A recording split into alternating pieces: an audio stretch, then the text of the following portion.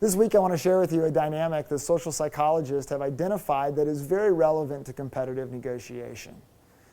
Social psychologists who were really studying influence looked at people who were very ambitious and looked at a dynamic that they found that said that people who are ambitious tend to get rewarded.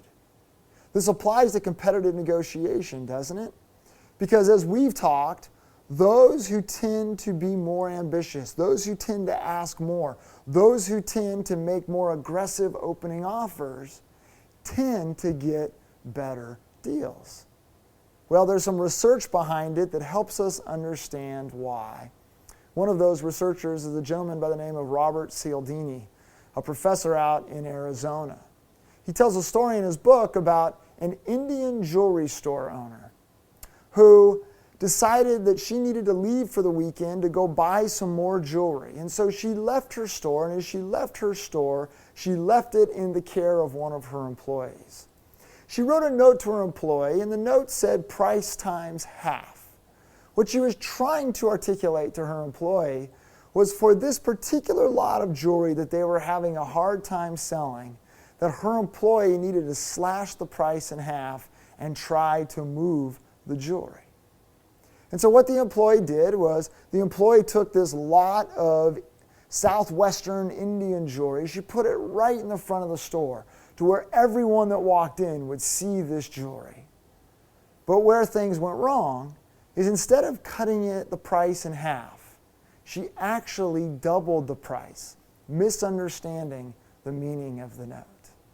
That weekend, when people traveling on Interstate 10 drove by that store and came in and started looking at that jewelry, they looked at this turquoise jewelry that was sitting right out in front, and they started buying it like crazy. In fact, the store sold out of that lot of inventory over the course of that weekend. When the owner returned, she asked where that jewelry was.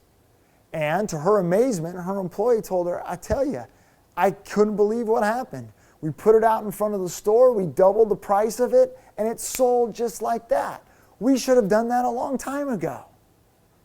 And the store owner was absolutely amazed. She said, hold on, you did what?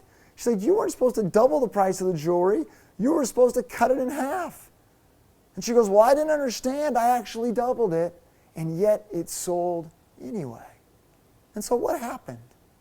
Well, what happened is that the people that were coming in to buy that jewelry, they weren't experts in turquoise and silver jewelry.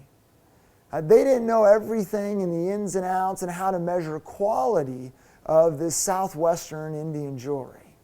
The only thing that they had to go on to determine what was the best versus what was the lower quality jewelry was what? It was the price.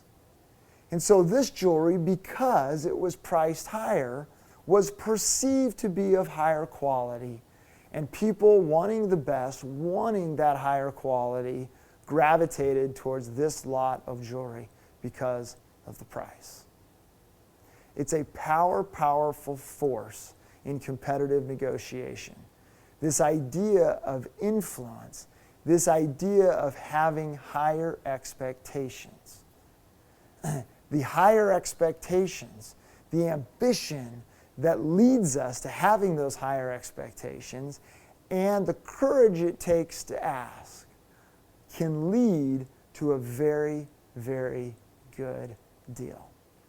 So I encourage you, as you go negotiate this week, be bold, be ambitious, ask for a little bit more. The social psychology research tells us that there's a good chance you'll get it.